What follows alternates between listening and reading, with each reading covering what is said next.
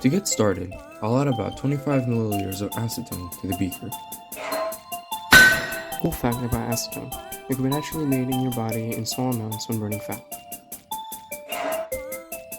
Next, I'll add a bunch of styrofoam that I broke into pieces. As you can see, the styrofoam dissolves into the acetone solution, but interestingly enough, the molecules of polystyrene are still there. Here's an animation I made with Blender to give you guys an idea. This is what styrene looks like, and this is polystyrene.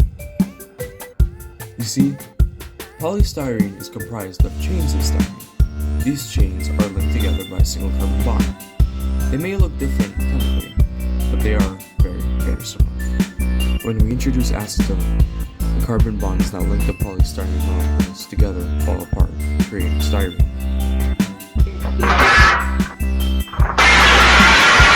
As it falls apart, pockets of air that were once encapsulated by polystyrene are released, collapsing the foam.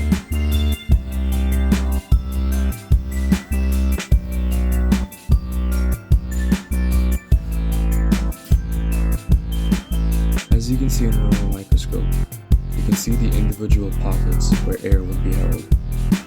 Here's a better image.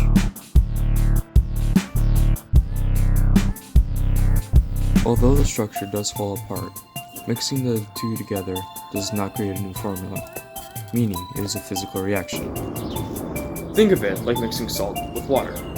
No new chemical formula is being made, and we can easily separate the two.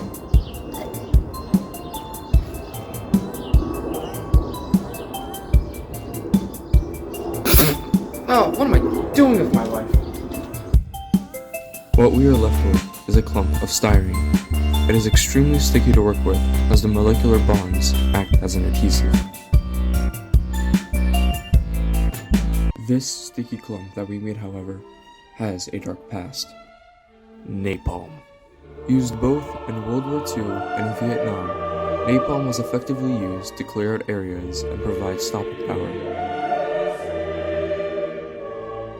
Let's make a torch out of it.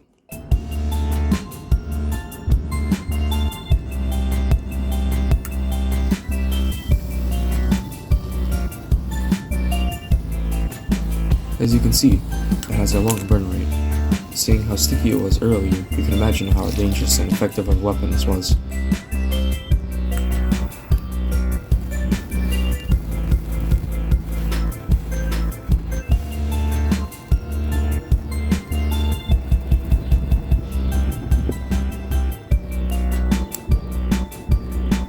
I want to test its ability to be used as a glue. I'll stick it between two pieces of cardboard to see if it'll work. I'll wait about a day and see if it works.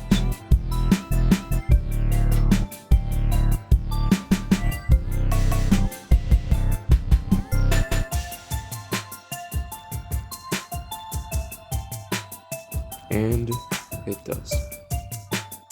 Another thing I want to test out is its ability to form a good moldable plastic. I'll place the styrene clump into this little mold that I made out of cardboard. After 72 hours, it forms a hardened chunk of styrene. It's extremely lightweight and is also extremely durable. I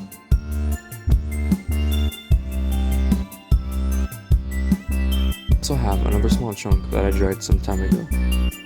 Watch how durable this stuff is.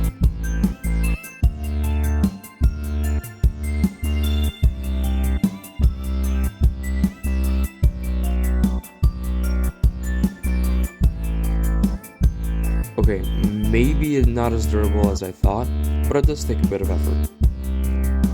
This could also open a possibility for how we can recycle styrofoam. 30% of all garbage in landfills is some form of styrofoam. It is difficult to recycle, as burning it releases carcinogenic gas and is generally difficult to process. By melting it down with some sort of petroleum-based product like gasoline or acetone, you can melt it down and remold it into another product, just how I made the letter B. This is, however, expensive and a risky process, as acetone is highly flammable and is a costly material for large-scale use. Thanks for sticking around. Until next time, go out there and find